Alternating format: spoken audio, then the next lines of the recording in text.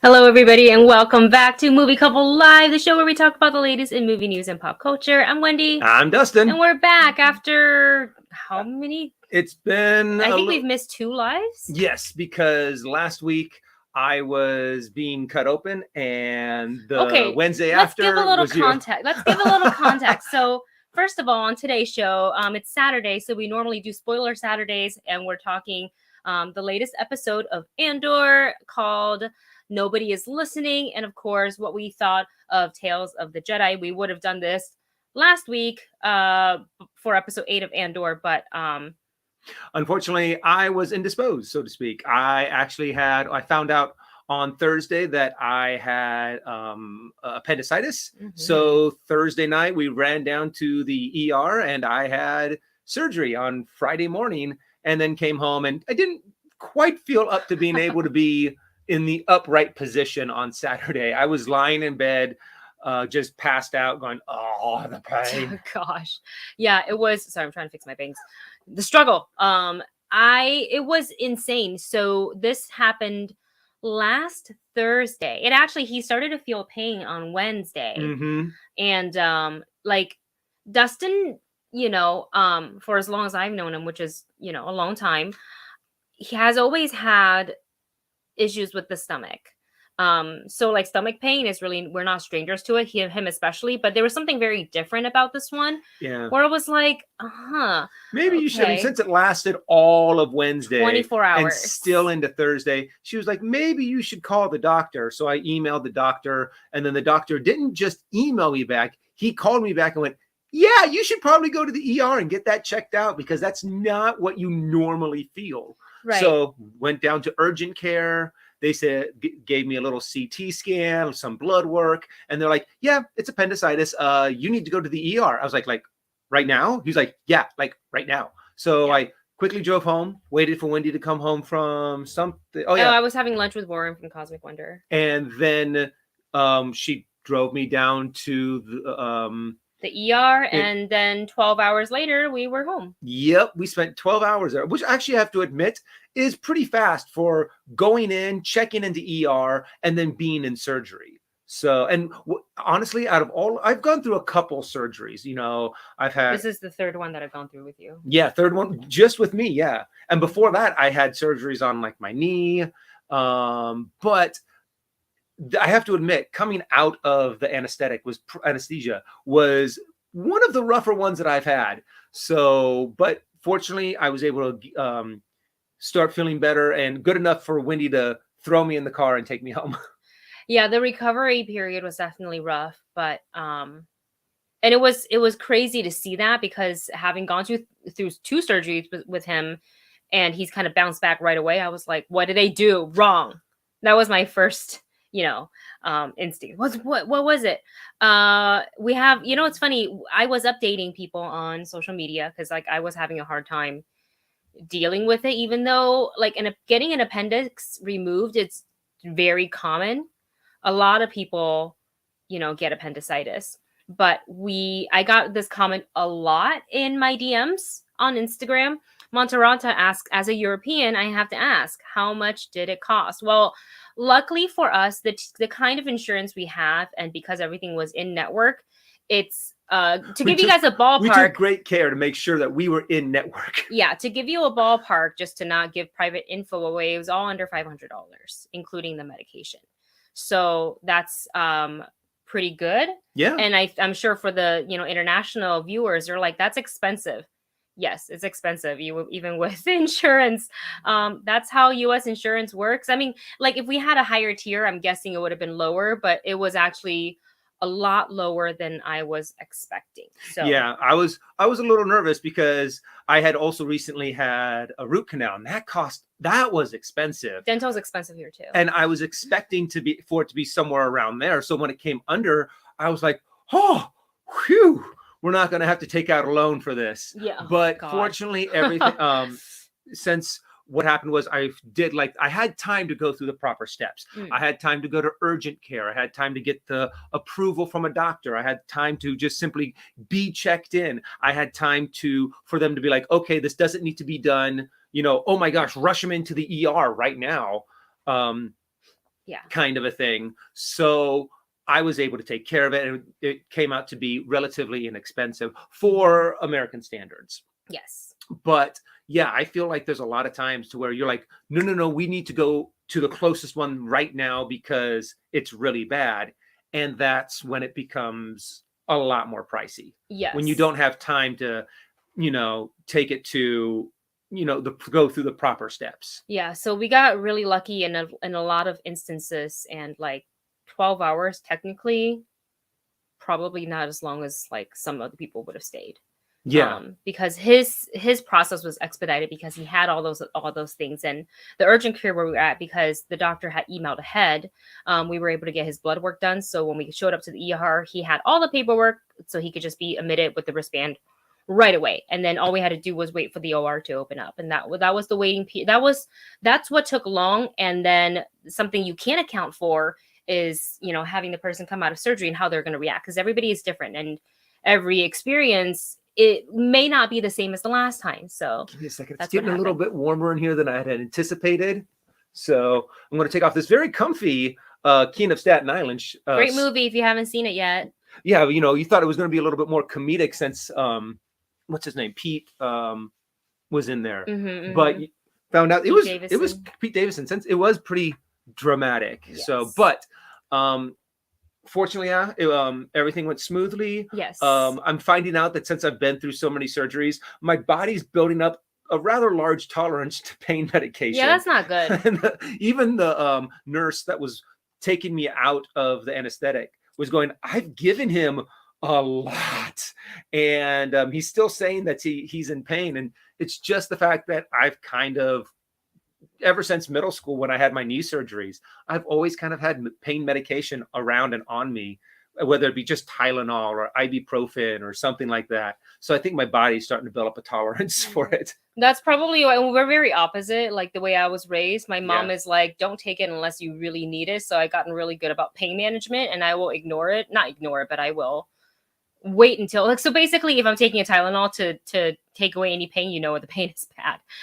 Mon Mothma writes, in Finland it would have been free, maybe around 40 euros if you had to spend a night in the hospital. And how much does that translate to in US dollars? If it's my conversion isn't like, I'm not on top of it, but usually it's doubled. So for the US dollar, so about 80, under $100. That would have been nice. I don't know how much it is the euro to USD right now, but we can take a look because Google is free. Yay! So let me take a look real quick. Nope, that's not what I want to do. I want to go to Google. But yes.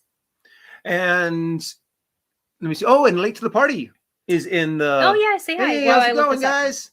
Yep, we're it's actually almost. It's 88.88 pound to $1. So. Oh, okay. So it's a little bit low. So that means it would be. Oh yeah, so it's pretty much like it's pretty close to the same. It's pretty close. So it'd be.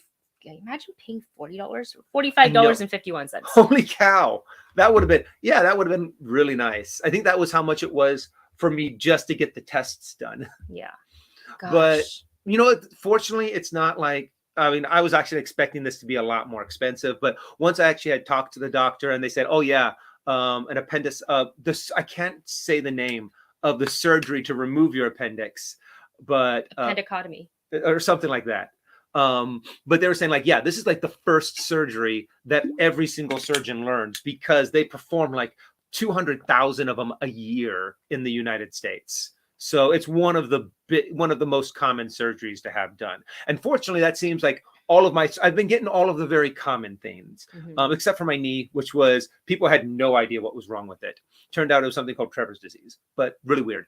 But yeah, I had the appendix, I had my hernia, and yeah. Amongst other things. Yeah, amongst other things. So that's why we were not able to live stream for so long. And also, here's the crazy thing is that this happened last Thursday, and this week's Tuesday is when we had our trip planned to go to Atlanta to missed out on an amazing concert. Yes. There's no way he would have gone at all. 4 days post surgery is too soon for anybody to fly. So if you follow Wendy's Instagram, which I highly recommend, she's got some amazing footage from this I haven't even concert. posted all of it yet. I've got sound check and like 2 videos on there, but I'll post more. But yeah, we my K-pop bestie Warren and I were trying to buy Blackpink tickets. I think all of you guys know my struggles with Ticketmaster, and if you like going to concerts, you know, I'm sure you've had your own struggles with Ticketmaster. So the LA show sold out very, very quickly, and not just like seats, because I actually think there's still some for resale available. But what we wanted was the VIP1 package, which is called the Ultimate Born Pink Experience. So those were hard to come by because they only sell to 100. Only 100 people can get the VIP ones, and then after that it's VIP 2 and VIP 3. So the only way to get VIP 1 was to go out of California, and we tried to get Dallas, but it was hard as well. So we opted for Atlanta, and I'm actually, despite it all, I'm actually glad we went to Atlanta because it gave the tour and the production team to iron out a lot of the wrinkles that they had in Dallas, especially day one. So we had a lovely experience. Warren and I got barricade for sound check and the show. It was insane. Just like it felt like a dream watching the girls up close. So we really enjoyed that. There was a private party. We got swag. We got like our own like merch shopping experience. She could have reached out and touched them. I got a selfie with Blackpink. Like, what in the heck? You know? So yeah, it was really great. The only downside of the trip, other than Dustin not being able to come with me, but we will go see Blackpink again in LA. So we rectified that today. Because I was like, you're seeing them just in case they decided they are not going to tour anymore after this one, because this is a long leg tour. And I say this because the girls get like one comeback every 3 years. So who knows? But the flying was awful, guys. So as a PSA from the movie couple, if you are trying to save money this holiday, if you have travel plans to go home for Thanksgiving or Christmas, and you're looking, looking up airfare, and you're thinking, wow, look at Spirit Airlines. That's $200 cheaper than most airlines. I'm not going to go with that. You know what? It's a direct flight. There should be no problems. Stop right now. Don't do that. Pay the extra, however much, and fly Delta or some other. Go American. If you want anything, American is better than Spirit Airline. It is the most awful experience I've ever had flying. And I've flown a lot internationally between here and Taiwan, here to Toronto and back. And I knew Spirit was kind of, had that reputation, but I booked, first of all, domestic. Secondly, direct flights. I was like, what could go wrong? And we're not going to bring any big luggage. It's just like a backpack. I brought a backpack. I packed 2.5 days of clothes in with me, and I planned for everything. It is, yes, Royale, absolute trash. It's funny. When you came home, she started talking to me. Even the flight attendants are like, and just remember, nothing's free here at Spirit. The oxygen is free. And the oxygen's free, and the ice cubes are free. Nothing else. So let's say you pay $250 from a flight from the West Coast to the East Coast. Let's just say that with the United States. And you're thinking, okay, that's cool. But if you wanted to bring a checked bag, it's extra. If you want to have snacks, because they have, like the cart service or whatever, beverage service, on other airlines, it's complimentary. You want water, it's free. You want soda, juice, it's free. You get a little bag of pretzel, free. On Spirit Airline, you have to pay for everything. So I bought stuff at the airport that is like of regular size and not snack size. And I was like, I'll just eat my own stuff because they were charging people for, like, I was like, what is this crap? And also the seats. The seats do not recline. The seats do not recline. They are small. I'm a small person. I am 5'1", and I'm like 110 pounds, 112 pounds. I felt I was spilling out of my seat. And they don't recline, and it feels like they have like this thin of layer of cushion. So they're not seats, guys. They're punishments. They're punishments. They're a test in torture resistance. I will tell you everything. Just get me out of this plane. And right now, if you see me stand up during the live, it's because I'm having a hard time staying seated because those seats ruined my butt. They ruined it. I can't sit. It's awful. So, and plus they charge you for extra baggage. They charge you for, unless you have like an 18 by 14 backpack. 18 by 14 by 8. That's it. That's all you can. That's all you're going to take. then that's the only thing you get for free to bring with you. Everything else, they'll charge you extra bags, extra anything. You want a little pillow? You have to pay for it. You have to pay for it again. Oh yeah, they couldn't give people water, but they can give you ice cubes to suck on. I feel like that's a health violation somehow to not offer people water when they need it. Yeah. That's like unethical. Yeah. Even Six Flags will give you free water if you need it. That's saying something, okay? So, Nick says, so what do you do when you go to the bathroom? What do you can't sit? I hover.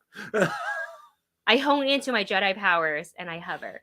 Another thing, so on the way there, and then we're going to move on to other stuff. In fact, because we want to talk about 2 shows. Well, actually, technically 3 shows today. Because what 3 shows? We want to talk about.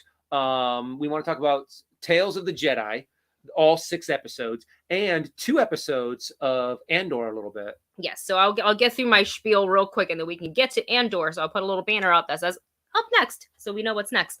You know, that's cool. Yeah, right. So on the way there, our flight was delayed by an hour, and I was like, okay, that's no big deal. I was supposed to land in Atlanta around 7:30, and I was like, okay, if I land 8:30, that's not a big deal. So we were delayed an hour, and then all of a sudden we were delayed another hour, but nobody made an announcement, and all the staff, as soon as the monitor changed at the gate, they all like left and they like hid in the plane. They hid in the plane because they didn't want to deal with. I was like, just tell us why we're being delayed. Like, we just need to know. Like, we were all paying customers. They all just left. So I got so mad. I was like, I rarely do this on social media. I don't like to do this at all. I try to bring my patience when I'm flying, but I was done, and so were the people near me.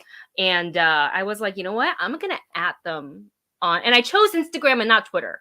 Because I was like, I have less following, and I've been like updating stories, and I was like, maybe like, they actually DM'd me right away because I was like, so the flight's delayed for like 2 hours, but nobody's at the gate. What's up with that? At Spirit Airlines. And I like added them, and they DM'd, and I've never gotten a DM so fast after putting somebody in a mention.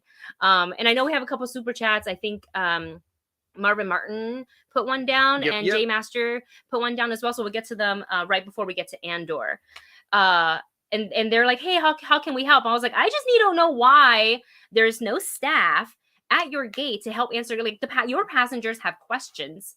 Why there's no clear announcements to like, hey, you're delayed. People may have connecting flights and etc. Like, I'm lucky if I like once I land, I'm fine. I can just call the hotel and say, hey, I'm checking in late, which is what I did, and everything was fine on that end. But like, people have connecting flights to make. So we were actually delayed 2 hours, and they wrote me back, and I gave them my info, and they're like, hey, we're so sorry about this. It's a maintenance issue. And I was like, all right, well, what specifically can I know? And they took a little while finding that out, but they apologized by giving me, because Dustin was also on the flight, because I couldn't just cancel his flight because I wouldn't gotten no money back. It was like a weird thing because I spent like hours in chatting with the Spirit Airlines people via text, and it was prior to me traveling was just no solution. Yeah, and at least I'm glad though that everything else for this trip for Wendy worked out great. The hotel was nice. Being able to go from the hotel to the concert was smooth. Had a great time. Came back to the hotel. Not everything was nice and safe. Yes. That was one thing that I was very worried about, because I was like, Wendy's little, and I don't want, it makes her kind of like an easy target. So I was stressed about that. But you were stressed, and Warren was stressed because the both of you kept on texting me. But I'll get to that in a second. So they added me, and they gave, the 2 passengers that are on my account, get ready for the amount that they gave us a credit for, $50 each. $50 each. And credit. And to compensate everybody, because everybody was upset, to compensate for all the passengers being upset, they gave us a meal voucher. Now, in the past, when I flown Delta, I think it was like $20 a person for the meal voucher. And I was like, oh, you can get like a solid meal. And I was like, what is this? So I opened my email, and it said $14. And I was like, okay. And it said 1 of 2. So I was like, okay, I'm going to get another one because there's 2 of us. And then the guy next to me, who I've been like we were kind of like bitching back and forth. He's like, so you got double because you have 2 passengers on your account. It's actually $7. I'm like, what thing am I going to get for $7 at LAX? A granola bar? And on top of that, I read the fine print real quick. You can only spend it at an airport. You cannot spend it on the flight. And a lot of people saved it for the flight. And they also did the thing where they send out the meal vouchers and then they started boarding the plane. And I was like, you know what? I already have my seat bought. No one's going to touch that seat. And I walked all the way over to what is it? Like it wasn't that far, but like the grab and go. And I grabbed a sandwich, which was not good. Not good. And a bag of chips. And I made my way back to the plane. So there were people very, very angry on the flight there. While we're in the air, finding out that they couldn't even use this meal voucher that Spirit gave them. It was just awful. I was also delayed on the way back. So don't fly Spirit. Pay the extra money for the more comfortable seats, the less of a headache. The better service. Go with Delta. Heck, go with American Airlines. It'll be better. I promise. Okay. Spill over. I like Blade GTRs. Fancy ice water. Minus the water. Minus the water. Our Spirit flight was delayed because one of the flight attendants came late. They don't even want to be there. Nope. That's probably why they all ran inside, because they were like, you know what? We don't get paid enough to deal with this bull. So we are just hiding and only having to go out when we have to. Roy L says the tray table is laughable. So there's two different kinds. It's tiny. Oh, really? It is tiny, but the one, but it's like two chopsticks. Like, at this point. Oh, so one of them is kind of more like regular size. When they folded down, I was like, well, okay. But the one on the flight, the short flight from Atlanta to Fort Lauderdale, coming home, it was literally this big, like the size of your phone, like a pencil case. I was like, what cup can I put here? Yeah, it was ridiculous. Let's go ahead and get to our super chats. I'm sorry, guys. And then we'll get to Andor. This one comes from Marvin. Thank you so much, Marvin. Thank you. Who writes? VG. Wales Interactive, Pixicade, Hot D Honest Trailer. Ooh, that sounds like fun. She-Hulk Pitch Meeting, Cabinet of Curiosity. That's Guillermo del Toro. Oh, yeah. And by the way, Dr. Seuss had a dragon named Loraxus. Oh, that's funny. That's funny. That's some Hot D joke for you. Lorax. I know that the rejects reacted to, I think, the She-Hulk pitch meeting. So I want to. Oh, really? I want to watch the pitch meeting first. Yeah. And then watch their reaction. And then I would love to see the Hot D Honest trailer, but we need to finish watching the show. So we're super behind. Behind on everything. The circumstances of everything's changed. What we might do is just do a binge of Hot D, and then we will just give our thoughts and opinions at the very end, because that might be the case, because we also have to fit into Cobra Kai. I can't believe how far behind we are on everything. Well, when not the both of us, we're not both content creators. One of us actually has like the 9 to 5, so we can't always be filming. And also for our own sanity, we literally cannot always be filming, because I need things outside of YouTube to have outside. I need boundaries. I can't sit in that chair all day and edit. It's hard. Edit. Edit. All right. So those are the recommendations from Marvin Martin. Thank you so much. If you guys want to screenshot that, screen capture that, and check out those videos. I really want to see that Cabinet of Curiosity. It's good. Just because for good things about it. And then we have a couple of super chats from Jay Master. Let's go ahead and check them out. Much, Jay. Thank you, Jay. Jay writes, Disney Plus season streaming originals dropping soon, November 16th. The Santa Clauses series starring Tim Allen. Which looks super cute, by the way. I've only seen like a little bit of the trailer because it's kind of hard to avoid it 100% on social media. Yeah. But it looks super cute. And also... what is the one with the guy from Stranger Things? It's which guy from Stranger Things? David Harbour? Yeah, David Harbour as Santa Claus. I can't remember the name of it. The show. Somebody will say it. Yeah. But that one looks really good. Something Silent Night or Violent Night. That's what it is. But that one looks hilarious. There's a lot of cool seasonal movies coming out, since there's so many different venues to bring them out on now. So many different platforms. And then on November 18th, Best in Snow and Disenchanted. Very excited. We actually filmed a trailer reaction to Disenchanted, so that'll be up on the channel soon. And then November 20th, Elton John live farewell concert. Elton John live. I'll definitely watch. I still need to finish watching the BTS Permission to Dance. which I might do sometime today. Thank you so much. JJ has a couple, so I'm going to get to this one as well. 2 of 3. November 25th. Yay! Guardians of the Galaxy Holiday Special. I cannot wait for and that. Hip Hop Nutcracker. What? Whoa! I didn't know anything about that. I want to. Whoa. Okay. I am super excited though about the Guardians of the Galaxy holiday special and Hip Hop Nutcracker. I have to admit, I haven't seen a trailer for that. I have to see that. But yeah, it's all going to be hip hop. Go, Wendy. Go, Wendy. All right, sorry. Stupid. So stupid. Why am I the way I am? All right, November 30th, Willow. Oh. It's Dustin's show. Honestly, out of all the stuff that we saw at like D23, it was some of the Willow stuff that just actually made me tear up a little bit because I was so excited for Willow, and I have to watch it again before we do our reactions to it. So yeah, absolutely. Super excited about Willow. And December 2nd, we have Diary of a Wimpy Kid. Roderick Rules and Disney's Pentatonic. Yeah. Around the World Holiday Special. God, I love Pentatonic. I love them. They're really good. So good. If they came again to to do a concert here, maybe I'll go. If the tickets aren't overly expensive. You doing okay? Oh yeah, my it's just I'm trying just to relieve some pressure. Okay. Okie dokie. And then was there one more? Yes. Aha! I skipped it. Sorry. And the third, 3 of 3, December 9th, Idina Menzel, Which Way to the Stage? Night of the Museum.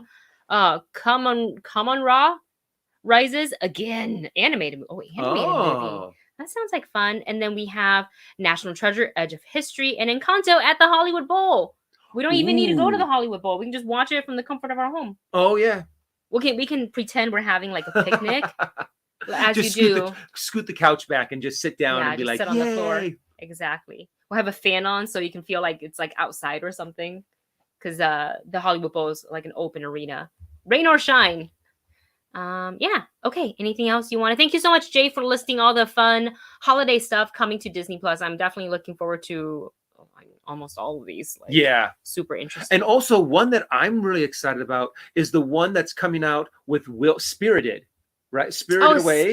Just Spirited. Spirited with Will Ferrell and Ryan Reynolds, where it looks like a musical version of the movie Scrooged with Bill Murray, and I'm just like, this looks incredible. If you get a chance to watch the trailer for that, our reaction should be up sooner or later. Jeffrey Miller, thank you so much for. Hold on, we have bots.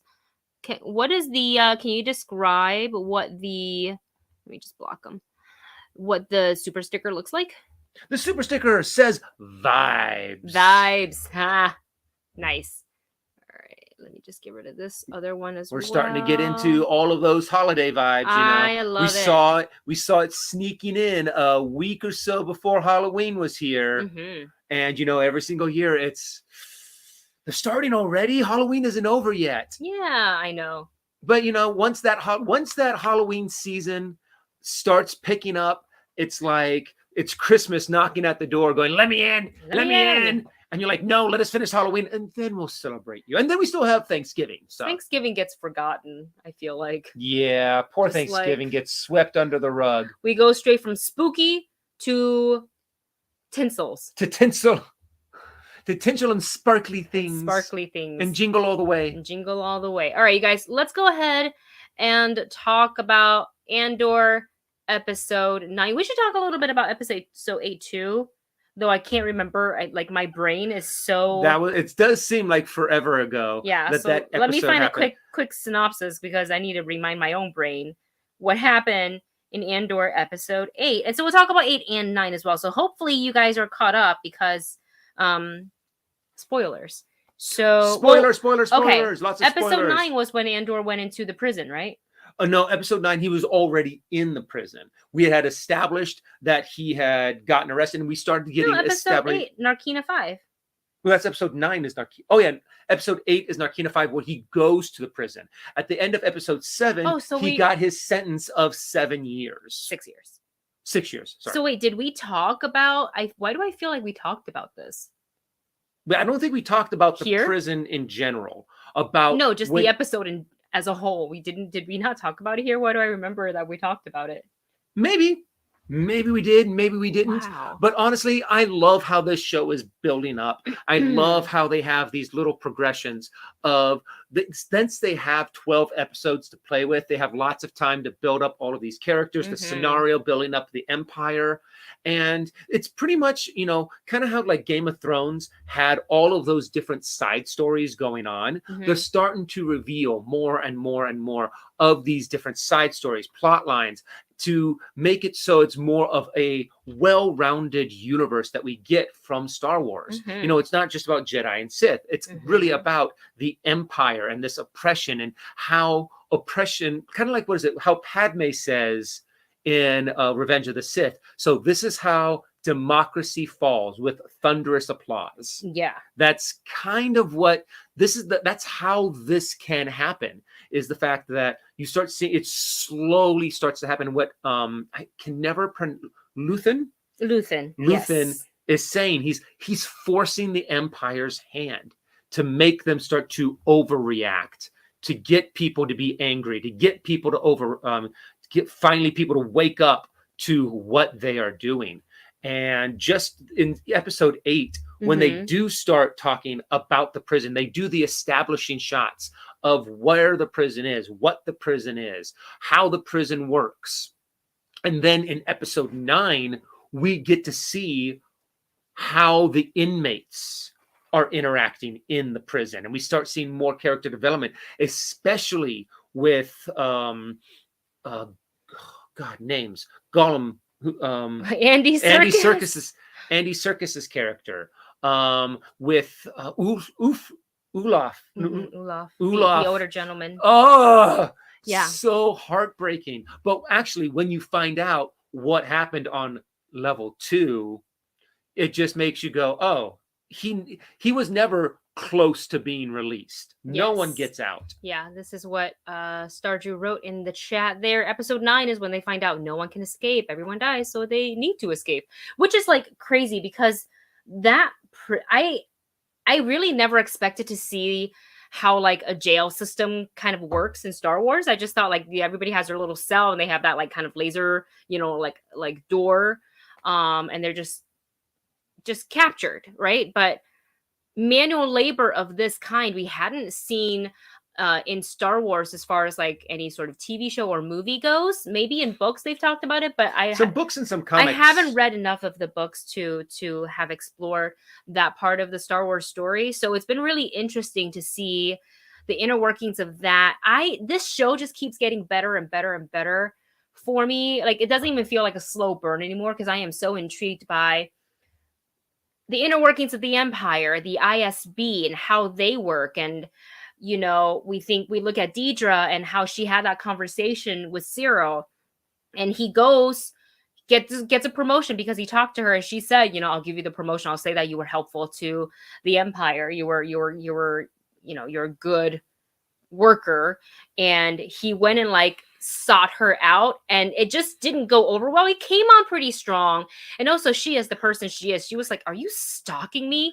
And he just didn't let up. And she's like, she's like, I did you a favor, you did your thing, I want to like forget about you and our interaction. Just let me. I got to get back to work. Yeah. However, we just got a super chat that brought this from Roger, and it fits in perfectly to what you just mentioned, and I think it's a hilarious comment. Okay. So, do you guys ship? Wait. Do you guys ship Cyril and Dedra? Oh. Can't wait for him to invite her home to meet Mom and share Cyril in blue milk. And I'm just like, oh my gosh, how awkward would that be? And because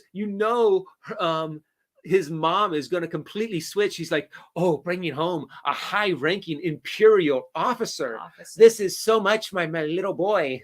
And it's honestly, I like the fact that they put that relationship in there with him and his mom, because it just really shows. It's just a great character development for him, and for his mom. But it's so cringy because everyone can kind of see certain things either that they've heard of or that they've experienced in their life from their own mothers. And I think it's hilarious. The problem, God, every time I watch her come on the scene, I'm like, oh God, the childhood trauma's coming back.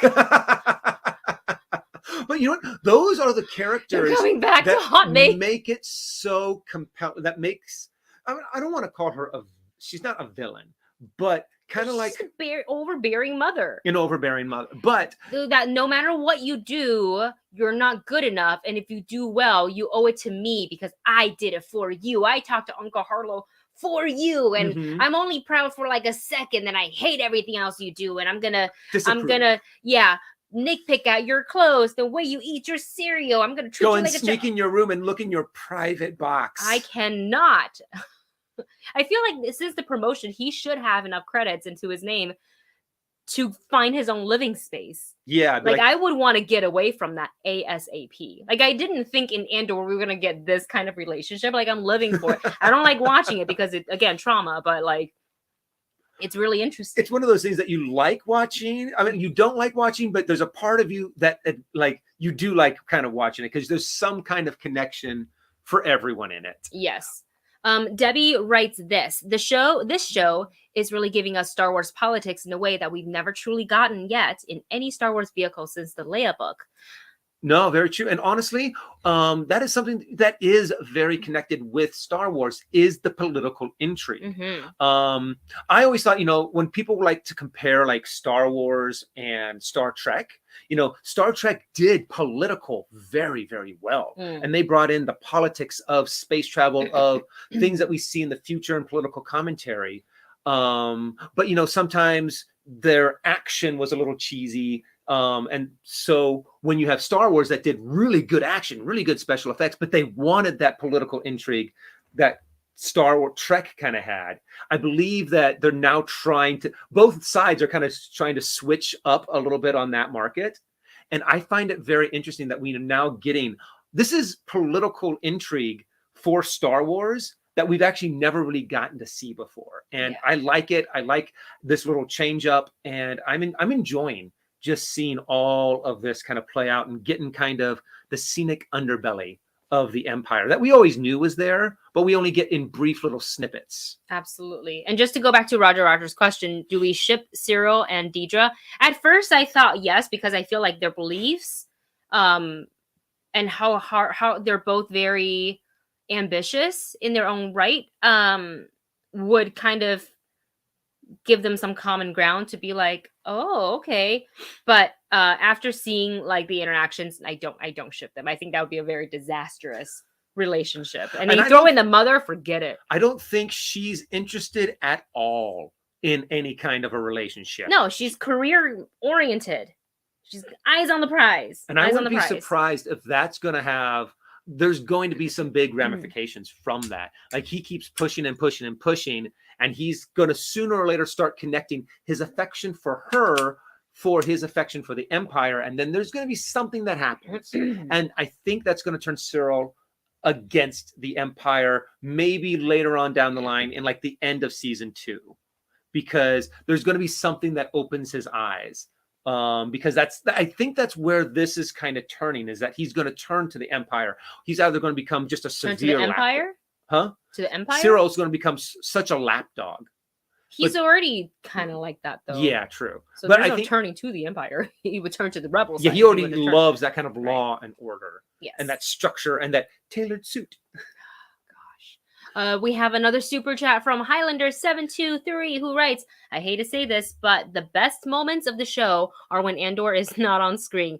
The intrigue about Mon Mothma, the rebellion, the different rebel groups starting to come together is great. And speaking of that, we got a nice tidbit because Mon Mothma was in her car on the way home and the driver told her that her cousin's visiting. And I'm like, who is it? And lo and behold, it is Val, the same Val that was leading the heist, I guess, the whatever you want to call it, at Aldhani, which makes more sense because if you look back to the conversation that Val had with Cinta, and Cinta kind of gave her that low blow of like, oh, well, to spoil a little rich girl. And I was like, like, yeah, we've seen Val done up, and I just thought she was trying to blend in, but she comes from a family of money and stature, and status. I mean, sorry. Of having a cousin that is a senator. Yeah. And I am very curious on what is going to be, because right now Mon Mothma is still very much a part of the Senate. She is fighting to bring the Senate back to life. I am wondering what's that moment that makes Mon Mothma just go, I can't save it. I have to walk away. I have to fully just devote myself now to the rebellion, and there's no point in even me coming to the Senate anymore. When no one listens to her, they're all just fighting. You saw a little bit of that, and so yeah. But also, okay, so when she's in the Senate too, there's this theme that comes up a couple of times to where the lights go out to symbolize that nobody's listening, and what is it called? When Andor is in the jail cell talking to what's Andy Serkis's character's name? But talking to him, Kino, and what he does, how many guards are on each level, and he's just like, good night. He turns around and turns off his light. Nobody, and he's yelling out, no one's listening. That's just I like that they take some of these themes and put them in two different contexts to kind of drive the point home that no matter how loud you scream, nobody's listening. Yeah, I think there is a lot of really good moments and that's why the show stands really well on its own. Like, it's not all just weight on the lead actor whose name is on the show and on the title screen. But again, I think with Andor telling his side of the story it's interesting to watch because he's so closed off right now from the rest of the world. He has no idea what's happening in Ferrix to Bix. He has no idea that, Luthen, he obviously doesn't have any communication. He doesn't know at all. He doesn't know about Val. He doesn't know about anything. All he's trying to do is survive all those crazy shifts of manual labor in the prison and trying to figure out how to get out. And they're starting to plan. He's obviously made friends with the other inmates who also want to get out because it's like it's a really shitty situation. Trying to figure out. And I think my favorite part of this episode, there's many, but one of mine, the turning point for Kino was after Olaf unfortunately passed away because he suffered a massive stroke. And what the doctor said, he goes, I can't sit any of them. He essentially isn't like a medical doctor. He essentially is giving out the death sentence almost unwillingly, involuntarily, but like that's like his job. So it's like, first of all, how depressing is that? But I love seeing that the kind of the domino effect of all of this happening to Kino counting down the days where he's done with his sentence to that harsh, awful reality setting in of no one's getting out. You think you're getting out, you're reassigned to another floor, and everything is so closed off that you don't know what's going on. Somehow word got around because they're able to learn and find new ways to communicate with each other. So I think that prison outbreak is coming. That probably is, like you said last night when we watched the episode and filmed the reaction, the finale. Yeah. Well, I'm pretty sure they're going to get out in the next. Oh no, they might. The next episode is probably going to be them planning, and then I don't know. I don't know if the season finale is going to be them getting out of prison, because this is also something else where I think we're also going to find out that it was actually good that Andor got swept into the prison system, because he's not able to run to Ferric. He's not able to run to his mom. Correct. He's not able to run to his friends because they were flat out saying, yeah, we're going to use his mom as bait. Yeah. Oh, and the monotone that they say for that, the way that she says that, yeah, we're just going to use him as bait. Just know they don't see people as people, they the just see them disdain as that they have for anyone that isn't 100% loyal to the Empire. And even then, there's so much infighting and like backstabbing within the Empire because power, it's insane. Let's go to Jay Master's super chat. Thank you so much, Jay. Jay writes, did you guys see Cyril hitting on Dedra at the ISB headquarters, pulling her back towards him? He is in love. Cyril is in love. By the way, Tony Gilroy confirmed Andor season 2 begins production November 20th in London. Nice. Very nice. Yeah, I think it was almost like one of those K-dramas where it's grabbed and pulling close. but it was like aggressive. It was a little creepy. It was a lot creepier. She was definitely like put off by it. She's like, "Get your hand off me right now, sir." Mm-hmm. And she obviously, had to flex her power, but yeah, it seemed like not just like love or like lust. It was like he was like obsessed. Like, she sees the same way I do, and I must It's very unhealthy. try to speak with her and make her see things my way as well. It's crazy. But yeah, we definitely saw that, and I don't think it's the last time. I know she warned him, but I think he's going to try to find more ways to like have an opportunity accidentally to bump into her or be in the same place. Yeah, he's probably going to become a stalker. And then he will get in trouble. He'll lose his position at work, and it'll drive him to do something crazy, I think. Yeah. I really do think so. J Master also writes, 5 days ago, Disney Plus and Star Wars, the Acolyte series, began filming in the UK. Woo! Also, Logan Daphne Keane joins Acolyte cast. Jeff Snyder broke the news. Oh, nice! Nice. I'm excited for that Daphne series. Keane, she was X-23. Mm-hmm. Yeah. I remember, she did such an amazing job. I have no idea what she looks like right now. She's grown. Oh, yeah, it's been a while since. What does she look like right now? But I love just how intense she can play. And in a show like The Acolyte, I think having just someone that can do that intensity. Oh my gosh. She's so grown up. Oh my goodness. I mean, naturally. Wow. I mean, she looks the same, but older. And also, and just that, she just has that intense look and I think that's going to be perfect for that character. Yeah. Because if I'm not mistaken, Acolyte takes place during the High Republic. Oh. And she is a Sith. I think she's a Sith apprentice, or like an apprentice of an apprentice. But she does have some dark side connections. So I'm really excited to see this evolution. Since I've read the Darth Plagueis book, I'm now like, what were some of the other Sith doing to execute the grand plan that they had to be able to destroy the Jedi and overthrow the Republic? Yeah, it's gonna be. I can't wait for that show to find out more about it. We have a super chat from Hellbam writes, "Nobody is listening," which was episode 9's title, also mirrors the line between Andor and Jin in Rogue One about the Rebel fleet. Do you think anybody's listening? Oh yeah, that's right. Do. Oh god, this show is the more I like read about like what you guys are commenting and on rewatches, and you kind of connect things together, it just gets better and better and better, and that's so cool. That's so cool. Yeah. Yeah. I can't wait for. I mean. And I know that they're using Andor to build up a certain storyline, and I think they're doing a great job. I can't wait to see where this actually ends up. To where we know that where it actually goes. It goes to the beginning of Rogue One, and it just bums me out now because when we first watched Rogue One, spoiler alert coming up. If you guys don't want any spoilers for Rogue One that came out years ago. But I'm going to say a big spoiler in 3, 2, the fact that everyone dies at the end.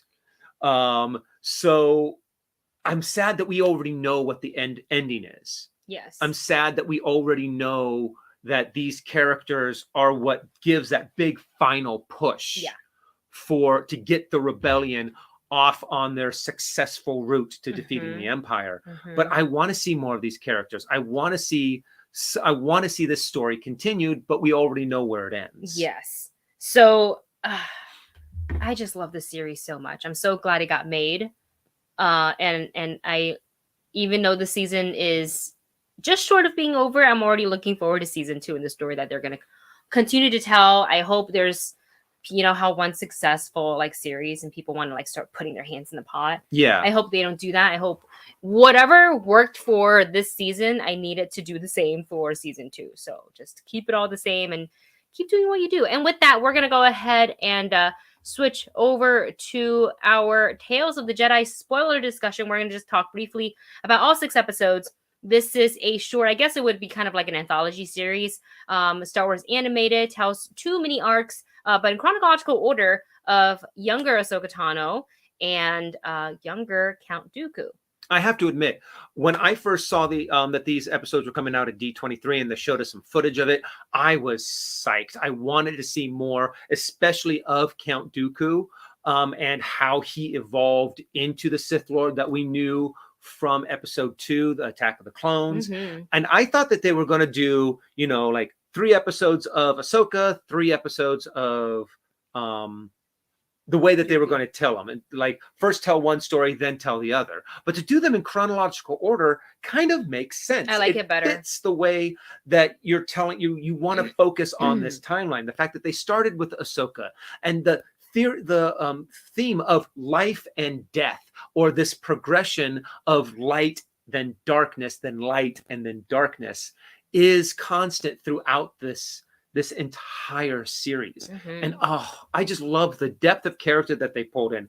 I love the fact that some of the other tidbits that we will get into about the different characters and the people that they did to do the voice acting, I think did a phenomenal Fantastic job. Debbie in the chat points out Mon Mothma voiced by Janina Gavankar, which we knew, and that's just so perfect because we already know that Janina is kind of a part of the Star Wars universe. She's in the game if you guys have played the game. So that's just really, really cool. And I also found out, I think it was because of you guys, found out that Bryce Dallas, or maybe I found out on Bryce Dallas Howard's Instagram, but she voices Yaddle. So that's really cool. Sorry for the bots. Dustin's going to get that. Oh, gosh. Okie dokie. There we go. Oh, you got it? You beat me to it. It's because I have a mouse and it's faster. And I'm like, tap, tap, tap, tap. Yeah. Why isn't it working? So I really liked seeing Ahsoka as an infant and the tribe and how it works. The planet Sheely. I think that's how you're pronouncing it. That was really cool. But I think going into Dooku's arc, and you guys know Ahsoka's my favorite. Yeah. But I actually really enjoyed seeing Dooku's arc because we hadn't seen that moment where it turns and it wasn't just like a snap. It was just like slowly and slowly and slowly where, getting to see him interact with his own Padawan, one Qui-Gon Jinn, that is really cool. But to see him kind of lose his temper with that one senator and use the Force choke, I was like, whoa, okay, we're going there already. Corruption like you needs to be eradicated. And I was just like, oh, there's a little bit of the dark side. And the sound effects that they use, that rumbling that they use when he's using the Force choke, that you can feel the dark side flowing through him, the anger. Yeah. And I love also how Qui-Gon comes up to Dooku and is able to calm him down, because the way that the voice of young Qui-Gon is actually Liam Neeson's son. Yeah. And I'm like, yes, the fact that no wonder why it matched so well for having a younger Qui-Gon Jinn. And later on, when Dooku says to Qui-Gon, you're a wiser man than I. And the fact that that is the same thing that Qui-Gon says to Obi-Wan in The Phantom Menace, I'm just like, it just hits home. It hits the feels. It hits the nostalgia for all things Star Wars. And I loved this series. I love each episode of Dooku's was intense. Each episode of Dooku's was just compelling. It advanced the story, deepened his character. Yeah. And was very, very entertaining to watch. Yeah, really, really loved it. And of course, getting to see Ahsoka and Anakin have that conversation where he puts her through some serious training, and the fact that she continued to use that as her skills as she grew and her skills grew, and that essentially helped aid her survival in what do you call it, in Order 66, if you will. That really, that's what saved her life. Yeah, and I love that it went all the way up to that. Like, that was really cool to see, and that's why I really appreciate them doing it chronologically, because and in the time that we were watching Dooku, I kept on joking. You guys won't see it yet because I haven't edited those reaction episodes yet. But I keep telling Dustin, because he was like, "Oh, not another." Like, we thought they were gonna stagger them, but they didn't. I kept on saying they're giving time for Ahsoka to grow up. Yeah. And so it totally makes sense. Really enjoy that it's like Ahsoka's like second episode, if you will. I really enjoyed that, and then seeing her after Order 66 and trying to hide her Jedi powers and trying to just blend in was really interesting too. And it makes me want like another block of these Star Wars animated series. I don't know if like Filoni has plans to do more of these, but like I love these, and the animation just keeps getting better and better and better. You know who would be really cool to do if you had another 3 episodes? Well, they'll probably do another 6 episodes if they ever did a sequel to Tales of the Jedi, to where it's 3 and 3 again. Yeah, I think doing one for Mace Windu, I think would be really, really cool. And then you can even hint on whether or not he survived getting thrown out that window. I think that would be really cool. Yeah. If somehow he was able to survive, get off Coruscant, and he kind of turns to the dark side, but it's a dark side that is, well, if you can't beat them, you have to use that same power in order to beat them. Yes. And I'm like, oh, that would be to see this to where he kind of falls kind of like how Darth Maul did. You know, he kind of goes a little bit crazy, but yet he's not full Sith, but he's still a little bit connected to the a little bit more connected to the dark side than he was before. But he's still kind of like a dark side user that wants to kill the dark side. Yes. And I'm like, ooh, that would be so cool and so much fun to see just another series of episodes. Also, I want to know what you guys think. If you had to choose another character to do kind of like a 3-episode story arc for Tales of the Jedi, which character would you like to see more of? Like you could even do one for Anakin and Darth Vader that tells a few little stories that happens right after the Clone Wars, of him going after certain Jedi, him trying to clean up some of the separatist mess. Because I just recently saw a video by, I think, Stupendous Wave. Oh, okay. And he was talking about a time that Darth Vader went to the planet that Count Dooku was and gave an order to slaughter all of Dooku's family. Because he did not want Palpatine's secret to come out. Man. Oh, gosh. So I'm like, ooh, seeing some stories like that. Yes. Being told about Darth Vader in these 14 little minute clip episodes, I think would be really just amazing. Yes. Going to the chat. Blade GTR writes, when Dooku calls Mace Master Jedi, but you can hear that bitterness in his tone. I love that. Yes.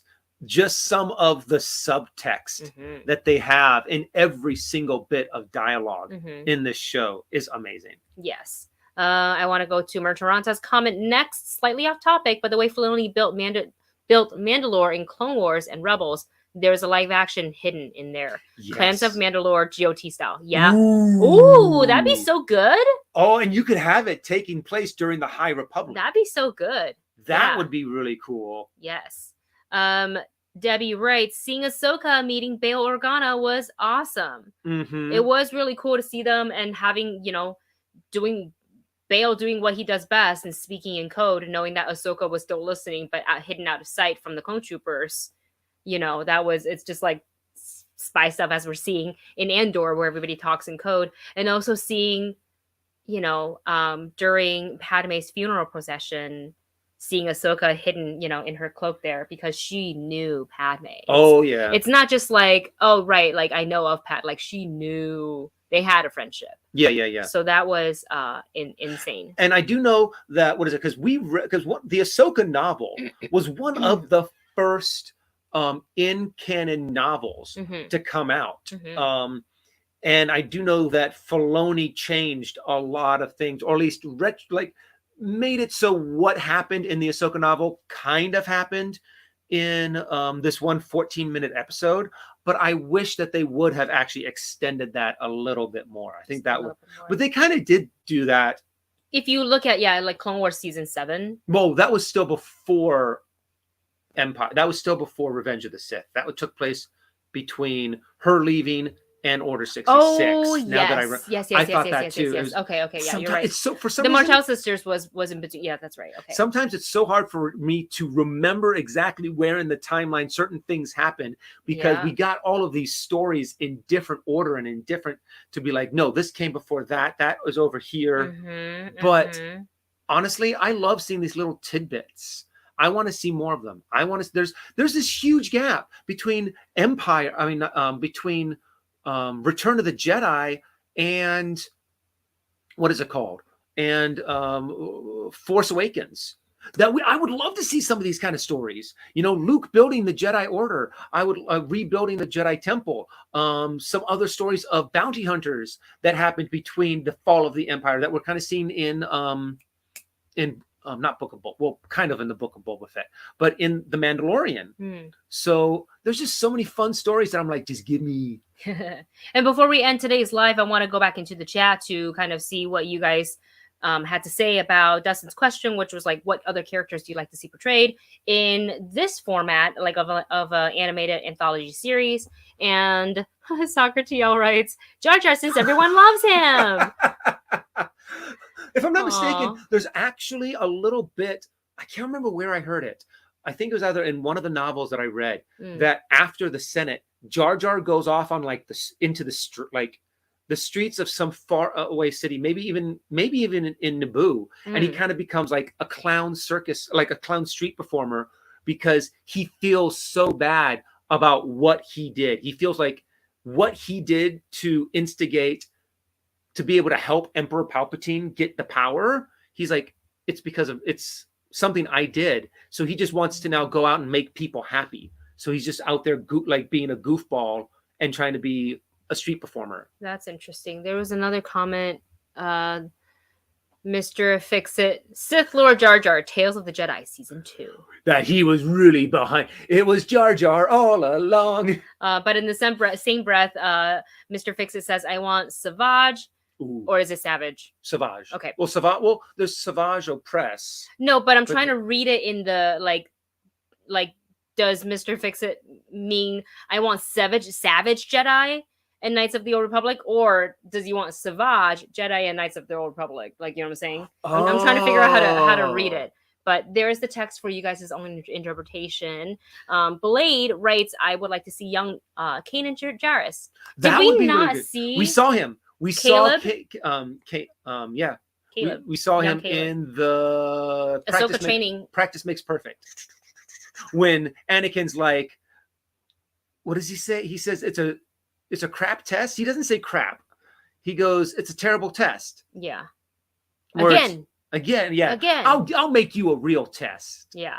And also something that the new rock stars pointed out in their video of the breakdown of these episodes was the fact that we got to see two different Anakin training results. One, we saw the best of Anakin training Ahsoka, going up against the worst of Vader's training in the Inquisitor, and how it was just very samurai movie reminiscent of the build up, and then 1, 2, 3, steal the lightsaber and decapitate. It was so good. I love it when they do that. When they did that with the Obi-Wan and Darth Maul fight in Rebels, I was like, yes! I thought that was awesome. Yeah, that was really, really good. Sorry, Navi's next to me looking for attention.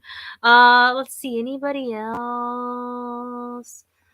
Martiranta says there's so much potential story in Mandalore. I agree. Yeah. All right, you guys.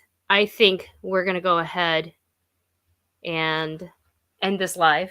Thank you guys so much for hanging out with us. We will do our regular live, so no spoilers, regular live on Wednesday, but we might have to go a little earlier, so TBD on that, but I'll put a community post as we get closer to Wednesday. But we are hopefully back to our editing regular schedule, so we will try to figure that out as we go along. But thank you guys for your patience. Thank you guys for all of the well wishes for Dustin, as he continues to recover. We're still going to try to take it easy. I don't want to work him too hard.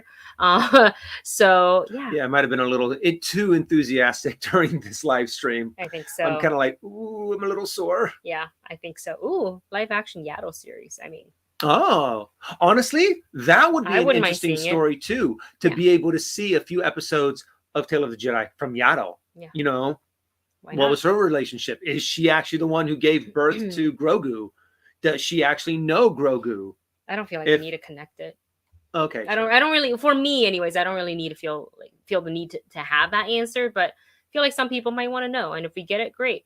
All right, guys, we love you so much. Thank you so much for watching. Subscribe if you haven't already, because I think, I don't know who it was that suggested to me, but to kind of really get rid of the bots, we might be turning on like subscriber only for the That's chat, just so probably like smart. we don't have to deal with it. I know nobody's going to click on it because we're all smarter than that, but it's still really annoying to have to, block them in the middle of our conversation. So that might happen for the next And show. fortunately, if you like our content, if you like watching us, subscribing is free. So all you have to do is click that subscribe button, hit that notification bell, and give us a Yes. thumbs up. It helps us out a lot here on the channel. Yes. So that's probably something we might be doing for our future live streams. Yeah. All right, guys. We love you so much. Enjoy the rest of your Saturday or Sunday, depending on where you are. And we will see you next time. Bye.